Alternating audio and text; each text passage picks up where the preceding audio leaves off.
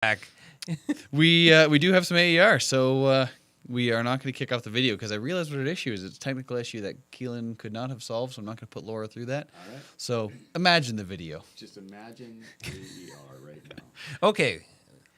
So before we get into AER, maybe people don't know this, but the three of us are currently working through a Hebrews course. Yes. That was done originally via Zoom. Yes. And it is like a big deal put on by a seminary, run by professors and pastors and theologians Who lived through COVID and have used Zoom, even at Yes. the very least. but who are doing this as a paid thing. yes. And I just want to say, when we have things like what just happened, it makes me feel so much better to watch their video and watch them struggle with, how do I share my screen again? Yes. And another guy in another box in the Zoom call is like, remember, you got to press that button up in the top center. I don't see it. And you're just like, and I can remember the first week, like pausing the video and going, this just makes me feel like so much better about Our when we technical have naiveties. stuff like that. Yeah, totally. So at least we're not alone. There you go. Very true. All right. First, AER says this. My apologies.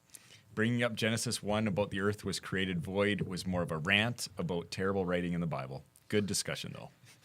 I don't think the person needs to apologize at all. I thought There's that nothing was to a good one. apologize about. That's what this podcast is about. When you have something that is on your heart, even if it's a rant, I think that that's great. I don't think that the Bible is terribly written, but there certainly are there are issues with it when we try to hold an ancient document to the standards of modern academia. Yep. That it does fall short. We don't realize that it was written thousands of years ago. Well, modern academia or even contextual context of like Genesis 1 and 2 are poetry. So we were not measuring them with the scientific method, right? And so we want to appreciate them for what they are. And so But to say something's most evangelicals don't know that. not Correct. that they don't know that. Well, they don't know that, but beyond that, they would say that it was written as from a scientific point of view. Sure. Right? So there is if it was just ignorance or a lack of knowledge, that would be one thing. Yeah. But in that lack of knowledge, Yep. there is adamant defiance that it's something else. Sure. I have an 8-year-old daughter who will like swear to me that something is true because one of her friends at school Yes. told her that it's true. Yes. And it's very frustrating to me that I want to say, your friend is the same age as you. She knows nothing, just like you know nothing. So stop arguing with me. You have nothing to base it on except the ignorance that you wallow in. Now, I don't say that to her because she's 8 and that would crush her soul. I think it's funny that this person is apologizing for ranting in their AER. And I'm here's- assuming they listen to our podcast. So Touche. I'm just saying, like, to me, that's the frustration that comes in is that people don't recognize they don't know something. Yep. And we've said this 1,000 times. The greatest blessing of the Reformation was to put the Bible in the hands of every person. The greatest curse was to put the Bible in the hands of every person. Yep. That we think just Jesus and me, that's all we need, and the Bible and me is all I need. Yep. Yes. But I don't think this person should apologize for going on a rant. I've been known to go on the odd one myself. You. Every once in a while. Yeah. On occasion. Every Wednesday. Tune in at 11 All right. o'clock. I do appreciate that they appreciated us for the good discussion, though. Yeah. Thank you. Thanks, Blake. Pastorally bringing it back around. All right. Number 2 AER says this. I think it's a bit of a mistake not to read the corrections in regards to the trans questions. If there were numerous people bringing corrections to some of the false ideas of the original question, then wouldn't it be in everyone's best interest to correct that false information? Some of the misleading information in the original question is harmful to trans people and promotes a fake idea of the reality of trans kids. Well, so we did our best to address everything that we felt needed to be addressed, and I would say that. Yeah. And so that question could have become weeks and weeks and weeks because there is a wide range of thought on it, and the feedback we were getting represented a wide range of thought on it. Some of which we addressed, that which we felt needed to be addressed, we addressed. But some of which, it was like, if we speak to this, then there's going to be this, and then there's going to be this, and it's just going to go back and forth forever. Yep. And so our goal in how we handled that was to present our perspective and the best knowledge that we knew how, and to answer every part that needed to be addressed without it getting into he said, she said, Yep. or left said, right said, I guess Yep. is what it would be. Yeah. And so and as we talked about what we were going to address, what it was that we wanted to address was places where we thought there could be some misleading information, or no, I guess no, we didn't really speak to misleading information. Where we tried to bring what we tried to address was areas where we felt needed to be addressed, in that there could be errors or wrong ways of thinking or things that needed to be challenged. So that was our heart in picking the parts of those questions that we picked. Yep. Yeah, I think we spoke to the broader context of the conversation, not the specifics of each thing. But we did also speak to news media saying, I think it's worth calling into question every source that we get to. So instead of doing that and then saying that and then immediately bringing up other sources, well, we just stated, I think there's worth calling into question and getting into the details of each of those sources. Not to say that there's not some things that may be more accurate or backed up than others, but we just, like you said, it's going to end up being weeks and months. And we'd already been 3 or 4 weeks into that question, that instead of getting into the specifics of each article, we felt that way. Feel free to go look it out on your own. And I think one of the things that we did talk about was the role of the church. Yep. And the nature and the how the church should respond, which as pastors, Yep. that's really where our heart is. Yep. So Yeah. Yeah, I would say that was my thought, because we discussed this lots before we came on last week, and my thought was just I want us to continue this platform where people can ask any question they want, right? Where we are willing to sit in tension and go, we don't even all agree on this panel with the theological thoughts or things that are happening around us, but we're going to choose to love each other. Yep. And I felt like the questions that were starting to come in last week were leaning towards we might not be loving each other if we read all these answers, right? Yeah. And not just us on the panel, but you as listeners or viewers of this as well. So I personally wanted to curb that a little bit and say, we want to do as Doug just said. We want to pastorally answer these questions. So, and I think what we answered and the way we answered presented what we would hope would be the heart of this church, and as some of the pastors on staff, where the leadership of this church, where we would fall in thinking through this issue, which I do not believe would be harmful to trans people. And so I don't want ever this platform to become more voices screaming into the whirlwind of voices that are screaming at each other in the world. I want to recognize who we're speaking to and what the role of this podcast is. And when it started way back years ago, when we had one mic set on a table and it was like, and I remember you and we had to sit far away from the mics Because we're loud. and other people had to sit closer to the mics. Yeah. It was to help the people who want to listen to the podcast, and originally it was like 4 people from our church. Yeah. Help them process, help Yep. them work through issues, help answer questions that they might have. And so, in all things that we're doing, my heart in this podcast has always been to speak to those people who choose to listen to the podcast because they see the value in what we're saying. Yep. And they believe in the wisdom of what we're offering. I don't want it to turn into something that is used Yep. to just have two sides scream at each other. Yep. Which Totally. is the way it's unfortunately everything goes nowadays, it seems. And I felt like we were getting close to it getting there. yeah. If we would have kept going down that ring. All right. We'll move on to our questions. We're bumping this one to the top because it's just timely. It says, long-time listener, first-time questioner. Thanks for doing this every week. It's a highlight. There's so much homophobic violence in the world, with another shooting at a gay bar in Colorado. Who should the church, capital C, side with? We don't know if the shooter was Christian, but assuming he is, how do we respond? Is this not the fruit of the anti-affirming theology and churches staying silent when LGBTQ people are being abused and killed? To take it a step further, how is Living Springs a safe space for LGBTQ people, and how is that shown? Great question. I really appreciate this question. And there's a lot of questions in it. Yeah. And so I think we should break it down to one part of the question at a time, for the sake of trying Clarity. to and trying to do the question justice. I think if we try to answer all of it at one time, that's probably not going to. We're not going to do any of it right. Sure. So, who should the church, capital C, side with? And so, are we talking in the context of a? If we're talking in the context of a mass shooting, the church should side with the victims. Yep. Period. Every time. End of story. Yep. No matter who they are, no matter what they are. Yep. That is it. Yep.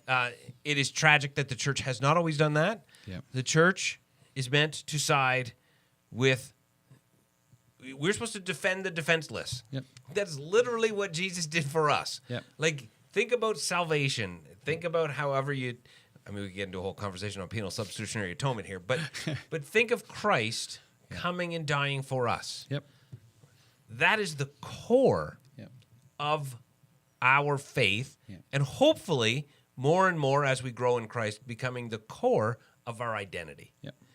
How do we not, in that case, do the same thing? Totally. And do it even when we might disagree with somebody? How do we not? It bothers me a tremendous amount that the church has become an institution that is largely focused on its own constituents and its own agendas, Yep. instead of advocating for and siding for the defenseless and the wronged. Yep. The New Testament, I mean, this is built right into the Old Testament, Yep. built right into the law, and then carries through in the New Testament, like James, caring for the orphan and the widow, caring for the alien. Like, this is the core of it should be a core of what we are. We don't know if the shooter was a Christian. I don't want to get judgmental. I would prefer that question. We don't know that the shooter identifies as a Christian. Sure.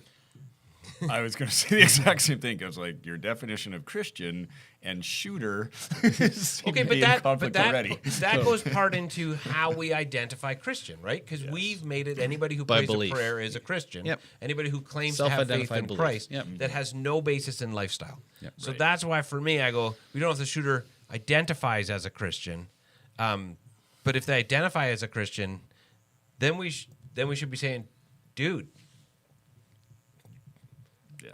what are you doing? And hopefully, if he identified as a Christian, he would be being discipled in a church where he would never have got to that place.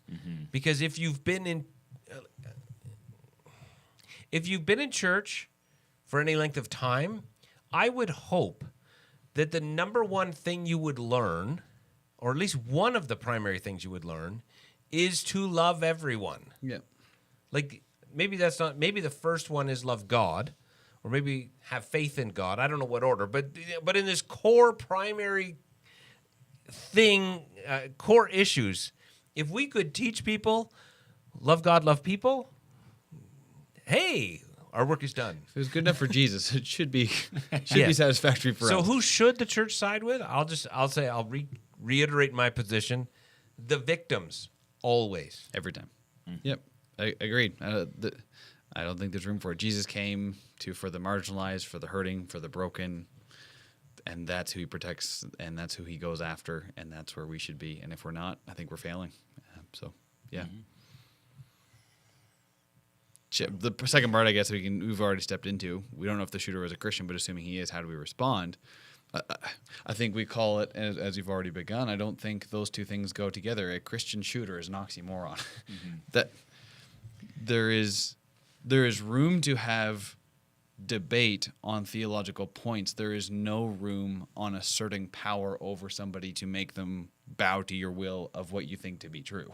There's no room for that in the way of Jesus. Well, and this is where it gets fuzzy real quick, right? But, we say the church should side with the victims, or you could, broaden that out and say the broken and hurting.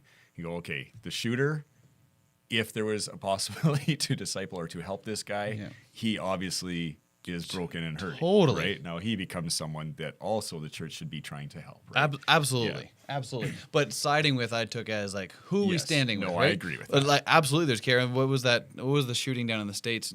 All too many of them were against an Amish community, and their first response was forgiveness to the shooter. Like that's Jesus-like right there, right?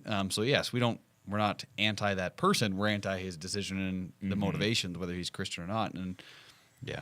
But I don't think the question is asking, do we side with the shooter? I No. don't think the person is inferring that in any way. No, for just to- clarity. just for they're clarity. saying, how do we respond Yeah. if the person did identify as a Christian? Then I think we call it out as that is not the way of Jesus, and so we Yeah. we Well, and tell I think truth how it is. And I think we can do that whether they are or not. Yep. I think that I would go a little further. Sure. If I was in Colorado, Yeah. was it Colorado Springs? I want to say Colorado, but I forget. I always think everything's in Colorado Springs. Maybe it's good to say.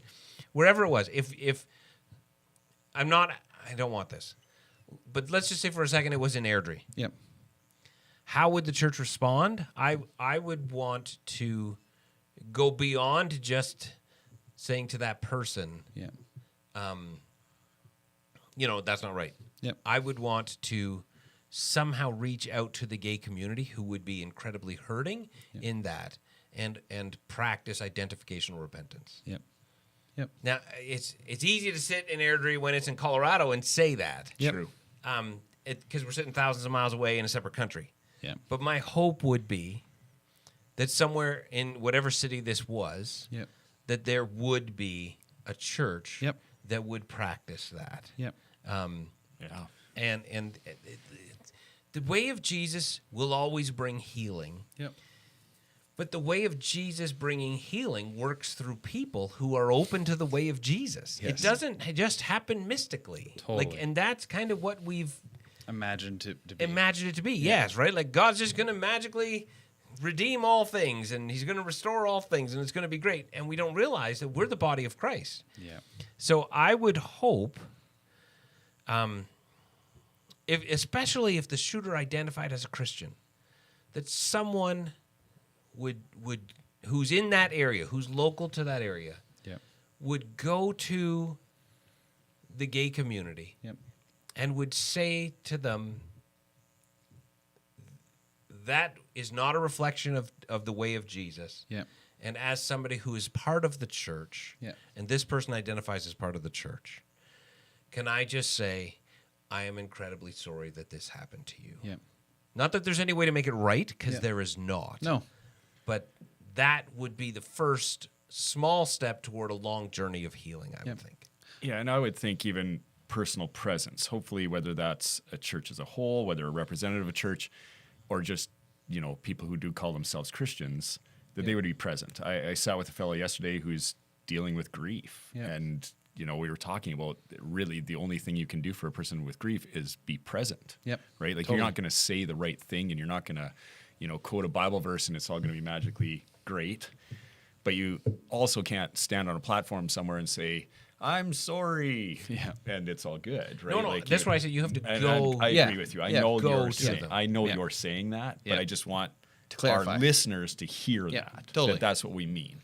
That hopefully the church community would be present, Yeah. right? And I hope that somebody is in Colorado doing that. Yeah. Now, with that said, I think that leads into our next question really easily because, yes, this mass event happened nowhere near us geographically, but I think locally the fruit of the non-affirming theologies that's been put here has sometimes been led in such a way that it's leaving people alone or allowing and breeding hate and all those things that doesn't, yes, end up in a mass shooting at a gay club, Yeah. but I think is causing a lot of harm. That how do we speak to that locally, even though it's not the same event and the same ultimate end of fruit has not happened here? I feel like that leads in. Just for clarity, Yeah. because I think people might not remember Of the course. questions. Yeah, the read- question you're now shifting on to is this not the fruit of non-affirming theology and churches staying silent when LGBTQ people are being abused and killed? I think So I'm Yeah, just I recapping the appreciate that. question. Yeah. So that, because people probably have long forgot what the question was. I don't think it's necessarily the fruit of non-affirming theology as much as it's the fruit of how non-affirming theology has been walked out and held so stringently and strictly, and I'll just put it as bluntly as I can, in a non-Christ-like way. Well, I would say even staying silent, Yeah. yes, of the abuse and killings is horrible. Yeah. But I would say a lot of church and theology I've heard is not silent. Yeah, totally. And so sorry, I didn't mean to cut you off. Yeah, it was just years ago. This is almost 20 years ago now, probably, that I went on a mission trip to Seattle, and we were dealing with people affected by AIDS. We were going to go in and help these people, but we couldn't say we were from a church organization Yep. because the organization we were pairing with said those people wouldn't allow you in their home. Yep, totally. And I remember how hard that was on my heart, going, what? Like, we're the ones who should be going into these homes helping these people. Yep. And because we have such a bad reputation because of the things we've not stayed silent on and said Yeah. out loud. And so, yes, Yep. our theology as a churches and the things we've said and allowed people to think lead to these kind of horrific things. Yeah. And Well, it's horrible. I don't think I want to clarify. I don't think it's the non-affirming theology itself. Yeah. I think how it's been walked out because there are many people who I know who are non-affirming who are some of the most gentle, True. accepting, I agree with that, patient, loving people even in the midst of this conversation, and there are people who are doing that really poorly. Yeah. Right? Yeah, that's good. Well- Good clarity. Yes, and I do. I'm with you on that. I think there's two, because you talked at one point about how one of the churches in the States Yep. with the largest percentage of gay people who are in attendance is not affirming. Yeah, Preston Sprinkle talked about a church he knew locally where over 11% of the congregation was Right. gay, and it was a non-affirming It was church. not Yeah. affirming, but the Yeah. people still felt loved, Totally. cared for, embraced. Yeah. The reality is, and I guess I'm not trying to make everything the same, but the church doesn't. There's lots of things the church doesn't always affirm, Yep. but there's occasionally things that the church doesn't affirm and then demonizes. Totally. And Yeah. 50 years ago it was divorce. Yep. And today it is homosexuals. Drinking in between there And too. LGBT. Well, that was 100 years ago. There you go. Right? So the church read the New Testament. The church didn't affirm everything 2,000 years ago. Yep. Right? And it got the church in trouble. Yep. But the church, their response, how they carried out their non-affirming was different. Totally. Right? The church, and we've used this example numerous times, the church was not affirming of the Roman practice of abandoning your babies. Yep. So what did they do? They were the salt and light that brought in the babies Yeah. until they changed culture. Totally. So there may be things that the church is not affirming. Yep. And I think that there are two issues here. I actually will say, sorry, I'm going to recant that. This could be the fruit of some non-affirming theology. Yep. Because I have heard horrific non-affirming theology Yes. that makes this out, if you are in the non-affirming camp, like it is the gravest of all sins. Yes. Totally. Right? I have heard people who have spoken about homosexuality Yeah. as though like every other sin is like a 2 to 4 on the scale of 1 to 10 in the eyes of God, but homosexuality is like a 27. Totally. And so Yes, it is I agree. possible that the theology has been poor. Yep. And it is also possible that the theology has been proclaimed from a spirit of hate and Yep. anger and fear Yep. that has bred into this. Totally. So I'm going to say possibly. Yep. No, I would agree with you there. Good catch. I think that leads to a really a much wider conversation that I'm sure we won't step into in its entirety. But I don't think this is where we've given too much power and thinking to, if we just get our theology right, we'll be good. Oh, Because I think the opposite is true. If you say the non-affirming side has led to this, I think I have watched and observed there's a lot of issues on the more affirming side in any issue too, where it's actually not led to church unity and help. It's just led to more division. And so the church isn't actually becoming a more welcoming place other than to a select group of people, and then we're not welcoming to each other. Right. And so I don't think it's getting your beliefs in a row. It's how we walk them out that is ultimately important to say then, Tanner, I'll preach. that I I'll think preach. it's a really important thing for us to walk this out gently because we don't know anything. okay, wait. But what about when Jesus said, Yeah. the world will know you're my disciples Yeah. when your theology is right? That's a misquote. Well, I guess I forgot about that verse in red. No, like, I- but I say that tongue in cheek Oh, I know. because Of I course. agree with you. Yeah. We have made it out like orthodoxy is all that matters. Oh, totally. And orthopraxy, right practices, Yep. are almost irrelevant Yep. in the evangelical church. Jesus wasn't that concerned, not that he didn't care about theology, but he didn't talk about theology. He talked about discovering truth. Yep. And he also said, I am the truth. Yep. So it's in relation with him. But he said, the world will know you're my disciples when you love each other. Totally. Well, Love each other. And that's totally what you could assume might have happened here. This person, this shooter, could have a theology of non-affirming, Yep. and right or wrong, that would be a theology.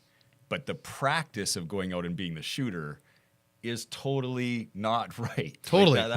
That's crazy. But even more than right? that, there are churches, and I'm not going to mention any church by names because I don't want to give them any sort of platform. There are churches in the States Yeah.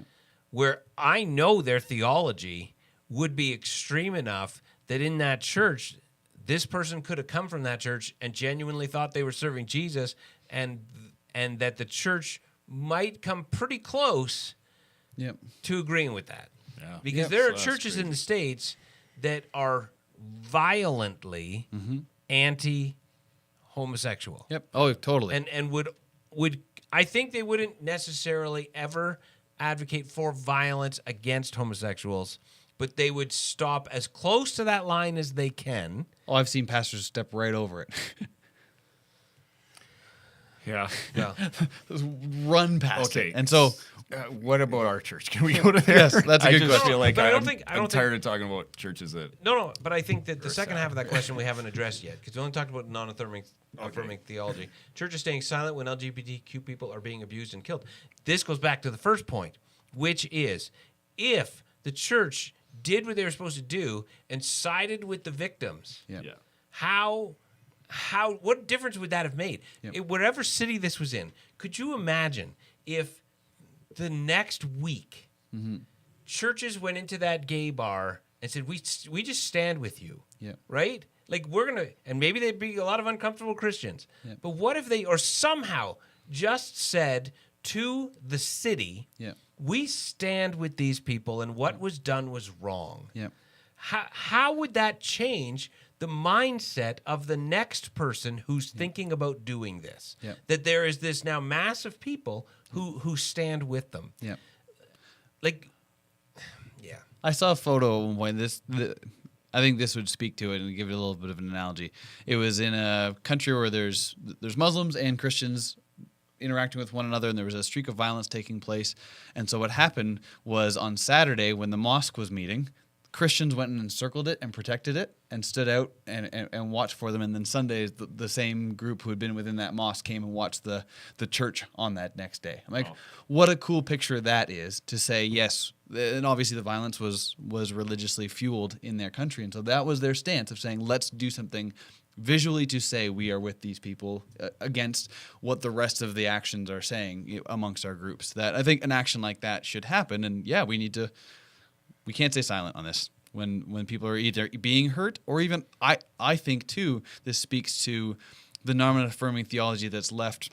I'm just going to use statistically likely case, a teenager at home hating himself because of what he heard at the church or herself. Then we want to speak up loud enough to be able to hear that person to hear us on their own, in their own room, in their own hate, in their own head, just as much as against the violent action that somebody else is doing to them. To maybe get in a little bit of trouble. If we change this to a couple of years ago with the Black Lives Matter, Yep. right? Nobody was saying. There was nobody. I should say no. I don't remember hearing churches, or very many, Yep. saying we're going to go and we're going to stand Yep. with these people because Black Lives Matter. Yeah. And let me back. I don't remember a lot of predominantly white churches saying that Yep. because black churches were involved in it Yep. Yeah. because it was black church. How would that have been different Yep. if the entire evangelical church of the United States, Yep. which is 30 to 40% of the population, Yep. Sure. went and said, no, Black lives do matter. We will stand with all of these people. Yep. How would those protests have gone different? Yep. How would it have been received? Yep. How much quicker Yep. would things have changed? Yep. Yep. And I'm not necessarily saying this happened on that account, but it probably did. But rather than jumping to the theological conclusion and going, okay, is this right? Is this wrong? How do I justify my position? Like, I feel like that's what we as Christians or churches do in response to something. Rather than rushing to the aid of people Yep. or the victim, instead we check ourselves and go, okay, well, what is right first? Like, as soon as we get our theology figured out, Yeah. then we'll decide what we're going to do on this. Yeah. And I've seen this happen with a few issues, even churches that I've been in and served in before. I'm just like, it's weird that we get our ducks in a row before going to serve and help people. Yeah, let's start a committee to decide what we should do. Yes, I just feel like Yeah. it's not right. Yeah. Yeah. Yes. Yeah. I'm reading Bono's new memoir right now, and at one point he said, "If churches would worry, Surrender? surrender." Yeah, it's really You good. know so that far. Bill Gates recommended that as one of the top 5 books that he's ever read? Wow, there you go. It's so far, I would believe that. He said at some point he was talking about he's got this really beautiful, intriguing life with faith. But he said if churches would spend a lot more time worrying about an invitational life of what they have inside of them instead of worrying about what other people are doing with their genitals, something along those lines, there'd be a lot more people welcoming and happy to come to Yes. church, right? Yes. But, yes. I guess that leads into the final section of this question to take it a step further. How is Living Springs a safe place for LGBTQ people, and how is that shown? I want to at least reference really quickly, because we won't have time even just starting now with 30 minutes. We did do almost an entire podcast September 15th, 2021, discussing how we landed in an accommodating stance is the language we've used for it. As part of that, just to reference that episode so you can go check it out and find it wherever you listen to the podcast. Well, I think that the number one thing that we do is have a vision statement that says we image Jesus by becoming love. Yeah. And we love all people at all times. Yep. And we try to encourage people to live that out. Now, Yep.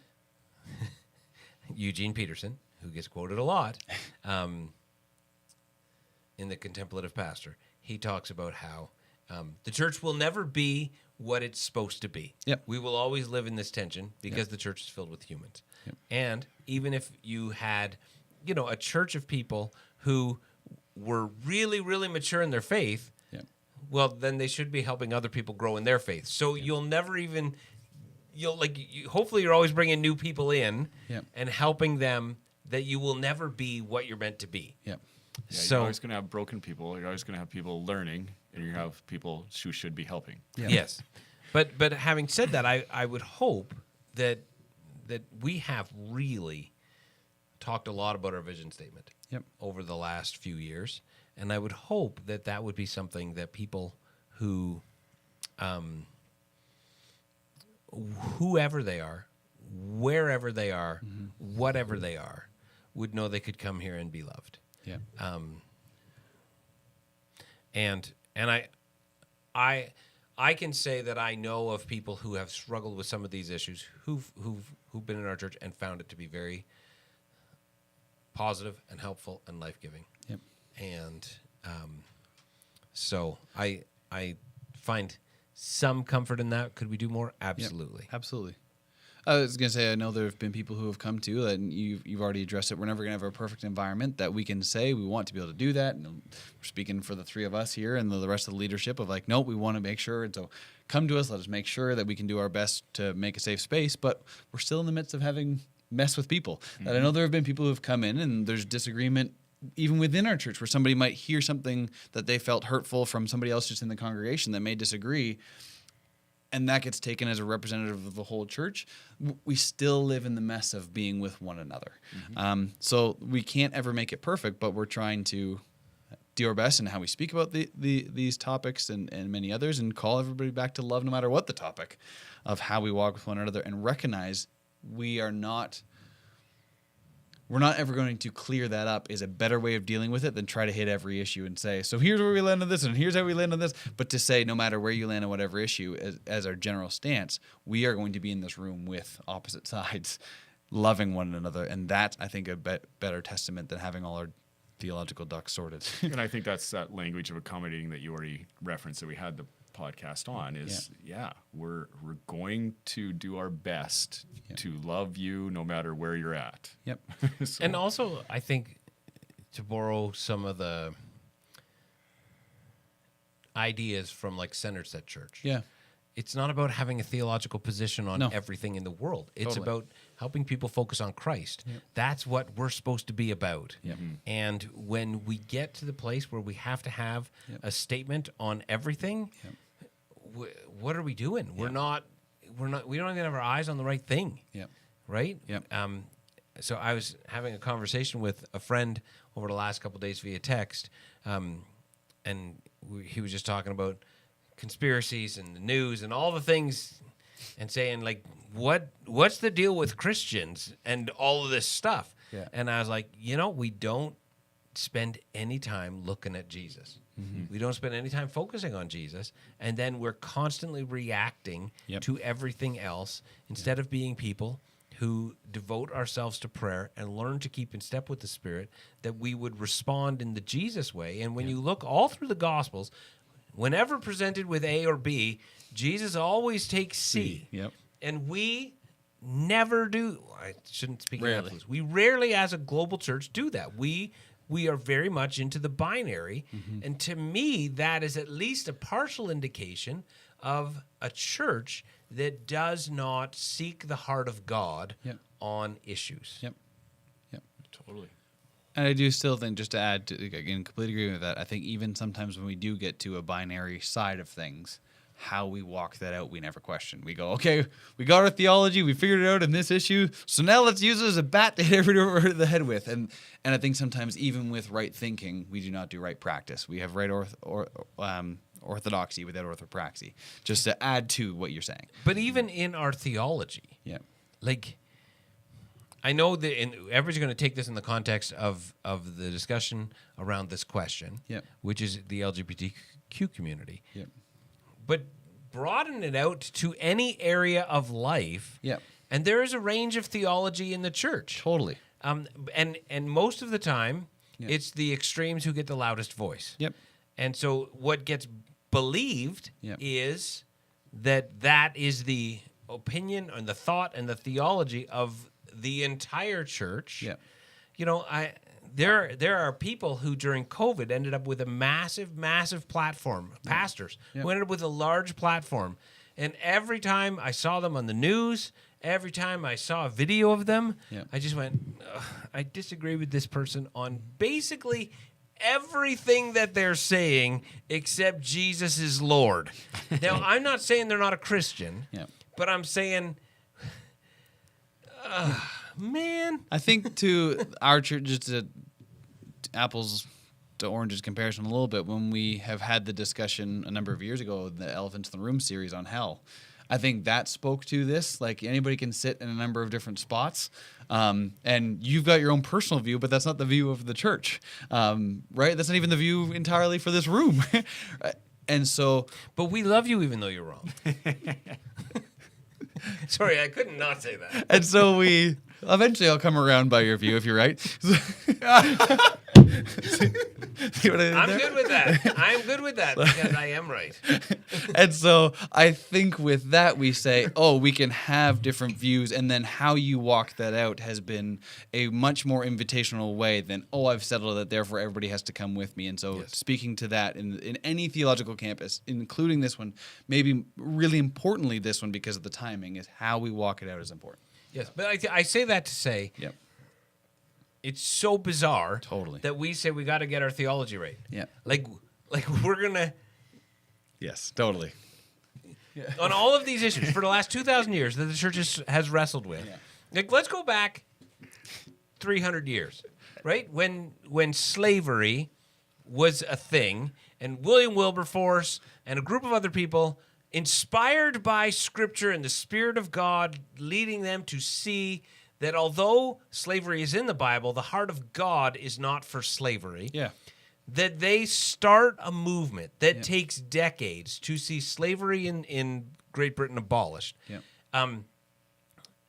Meanwhile, there are other churches that are like, what are you talking about? My theology clearly allows for slavery. Let me show you chapter. Yep. So the thought that we've just got to get our theology right before we do something is sometimes ridiculous because there isn't Yeah.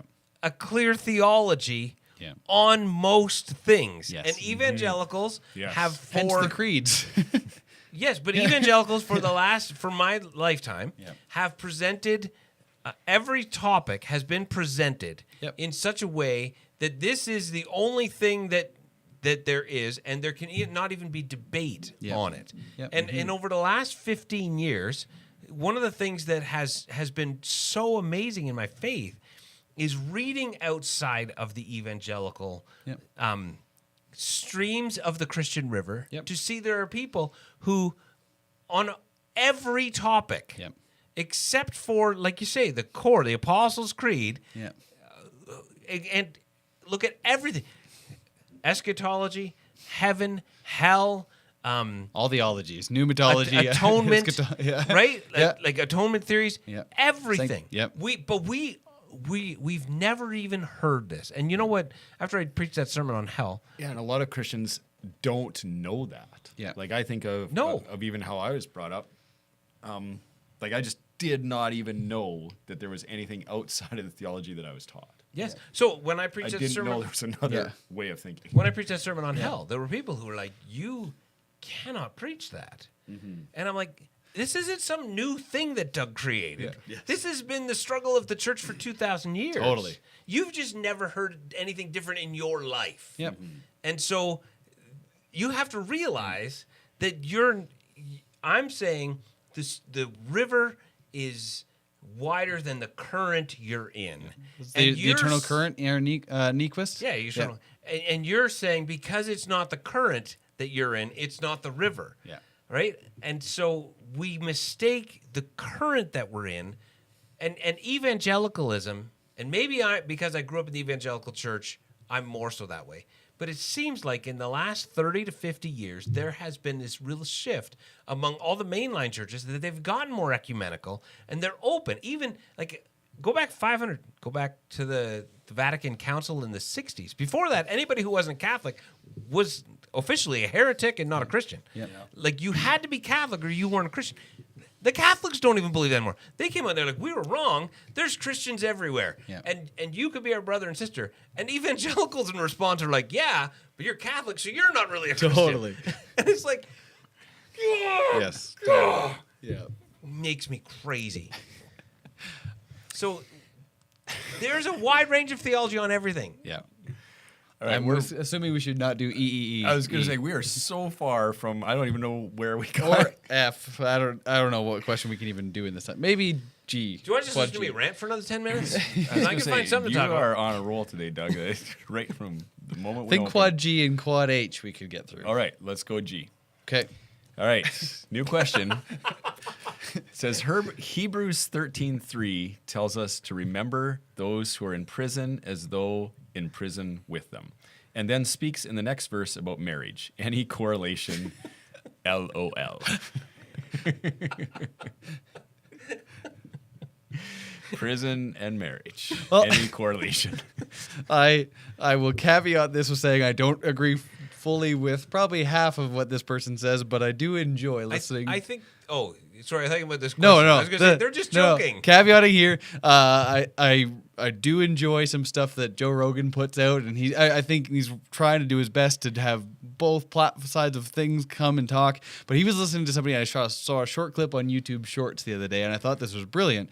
They were talking about somebody's really stressful marriage that they were observing publicly, and he quoted somebody along the lines of it's being in or he said something along the lines of it's like being in a prison to be in an unhealthy marriage. It would be better to be alone than to feel alone inside of a marriage. And I'm like, wow. That's biblical. That's, that's the corner Proverbs. of the roof. Yeah, right? But And the corner of the roof one, but there's a few through Proverbs. Yeah. Yeah. There's the better to live on a corner of a roof than with a quarrelsome wife. But that idea is rephrased 3 or 4 times through the book of Proverbs. Yeah, there's the dripping Yep. faucet idea or whatever. So like, there's definitely something to that. So there are some people who are in some marriages that it absolutely feels like a prison. That absolutely we need to remember them. True, we need to pray. Yeah, I know this question is asked in jest. of course. But I think there is an element Yeah, of truth, except in the fact that those who are in prison weren't put in prison willfully. Those who are in marriage got there willfully. first century marriage, some might have been put there. I'm speaking to this person and their question. Oh no, and I'm speaking to So I'm talking. Yeah. Yes, that's a different world. I'm just talking to right now Yeah. and trying to say, how do we understand that?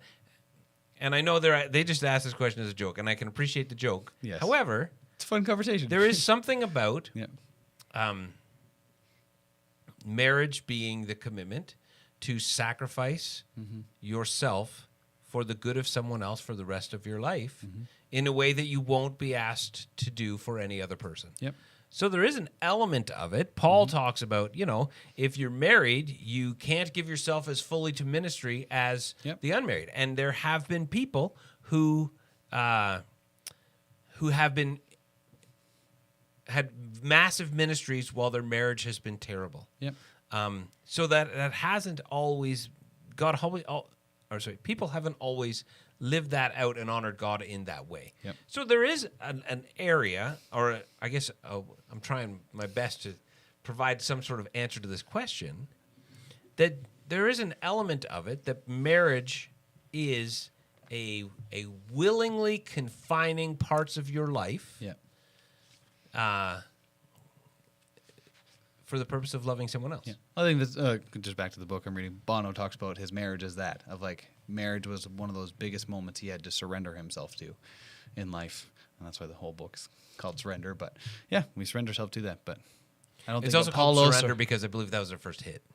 There's a You're di- just not old enough to know that. and then One of their first hits, if not their first, because I think that was on War and the first album was Boy. So, the first album was Boy. Yeah. yes, but Surrender is on War, There you go. which was their second. Cool. Think we can get through HHHH in 11 minutes? You want to try? Sure. Why not? All right. New question says this. Jesus says in Matthew chapter 5, verse 16, let your good deeds shine out for all to see. And then in Matthew chapter 6:1, Jesus says, don't do your good deeds publicly to be admired by others. And then we have an emoji with a person This with guy. their hands up. Like, I don't know. So, what do you say to that? I would say it's answered in the quote of those. 1, let your good deeds shine out for all to see in Matthew 5:16. 6:1, do not do your good deeds publicly to be admired by others. There's the ending. It's the motive. Yeah, right? So it's the don't try to build yourself up. This is caught right in the middle of the Sermon on the Mount. Jesus is escalating there what we are to be contributing to, not build ourselves up by the time he gets to 6. So he's saying, don't build yourself up by your own actions. Instead, be doing them out of really where you're rooted. You got another 11 minutes. You basically did that in one. Good answer. Well, when you said we could answer in 11 minutes, I was like, I don't think that'll take 11 minutes. Yes, look at, you could, if you just eisegeted isolated, not isolated 5:16, let your good deeds shine for all to see. You could say the motive there could be the same. But when you look at it in the context, Yeah. yes, it is the reason why you're doing it. Yeah. We are supposed to do good deeds in such a way that it brings glory to God. That is an expectation that Jesus puts on his followers. And so going back to our previous questions and our previous discussion today about orthodoxy and orthopraxy, the fact that there have not been a lot of, that the church is not known for good deeds is a real, real sad thing for me. If the church was as focused on good deeds as we were about good theology, our churches would be remarkably different than they currently are. Yeah. Yeah, I think that all the time. I've thought that much of my life, right? Like a church building in a city, what does that represent to the people in that community or city or town, right? Is that a safe place to find help and refuge and strength and all those things? Yep. Or is it a place to be avoided because all I get there is judgment and condemnation and not fun? Yeah. Well, I think that for most people, though, the church building is just irrelevant. Yep. Right? Yeah. Yeah. We had a family who came to the Halloween scavenger hunt that we did, and after they asked Lauralee, they said, we're new to the city. Are visitors allowed? Yeah. A genuine question, right? Like they're genuinely asking, does your church allow visitors? And it was like we were joking about afterwards, like, no, we do this scavenger hunt so you want to come, but then you can't. But that is a real. Yeah. Most people who've never been to a church Yep. have no concept or idea of the fact Yep. that the church cares about them. Yeah. And that's sad because, as you quoted earlier, right, we should be known by our love. Like Yeah. this is what Jesus said to his disciples. So Jumping hopefully, in. Oh, sorry. Okay, go Yeah, ahead. I was just going to say, jumping into the context of the two, the one in 5:16 ends doing these things so they can see your good works and glorify your Father who is in heaven. So the good works out of the motivation of the first one are so we can show and testify of the goodness of God. By the time we jump to 6, as we're jumping into 6:1, he's talking about practicing your righteousness in front of people to be seen by them, so that you can get your reward instead of getting your reward from. So the motivation is I am so in love with God that I want to show him off to the rest of the world by how I act versus I want to manipulate God to give me good things, so I'm going to do my good works for everybody to see me. Right. There, sorry, just wanted to hit the And context. I think that Jesus is speaking to the motive of the heart, and most people see the motive in the act. Yep. People are not as dense Yeah. as we like to sometimes think they are, right? People see the heart with which somebody does a good deed. Yeah. And they know when somebody does a good deed that they're just doing it because, hey, look at me, I'm doing an awesome thing. Yeah. And a lot of times they know when somebody's just doing it because they want glory to be brought to God. Yep. And so it's funny that sometimes we think, oh, I'm going to do this and it'll impress people. Yeah. When we like to think if we can discern the motives of people, Yeah. and sometimes it's very apparent. And if that was true, then we wouldn't worry about doing it to bring glory to us because we realize most people are going to see through that facade. Yeah. Totally. Well, with that being said, we can wrap up. I'll just tell one story that I saw yesterday walking out of Canadian Tire at about 5 o'clock. It was just kind of dusk. I saw an elderly couple walking towards me, and all of a sudden he kind of looked to his side and then started to shuffle or run or scuttle towards a young teenage girl who was trying to carry this tire into Canadian Tire. And he just ran up to her and he took it from her and he said, "That's pretty heavy, isn't it?" And I was like, what a dude, right? Nice. So shout out to that guy. Have no idea if he's listening, but that was a good deed. And So would you put him in a 5:16 or 6:1 kind of Oh, mode? definitely a 5:16. There you go. And Blake was like, you know what? I'm going to go to the church tomorrow. We're going to start a committee that's going to think about the theology of what you should do Yeah, when you whether see we somebody with a should. tire in the Canadian Tire parking lot. And we're going to let you know that we'll have an answer for you on that by summer. And sign volunteers up to be at every parking lot of every tire shop in Airdrie so we can be there in case. And if we Just don't in get enough case. volunteers, we're just not going to do it. Yeah. See you guys. Have a good week. This has been the Living Springs Q&A podcast. If you have a question you would like answered or would like to learn more, visit us at livingspringsairdrie.com. Thanks for tuning in.